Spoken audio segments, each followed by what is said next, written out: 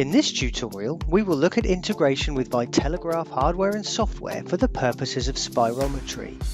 Here, we assume that you are proficient in the use of Vitalograph Spirotrack software, and it is installed and operational on the same PC from which Clinic Assist is to be accessed. For further information, review the relevant knowledge base articles.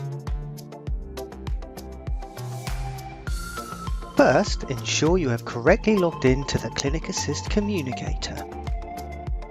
Select the appointment containing the Spiro Advanced module and select the Screening tab.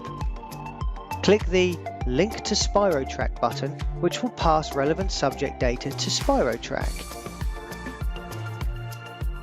Within Spirotrack, a new entry with an E will be visible. This is your linked subject.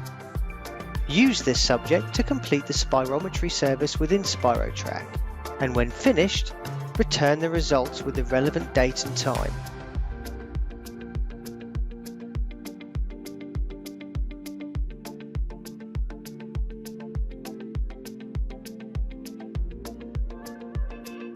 The relevant data has been automatically pulled and populated accordingly.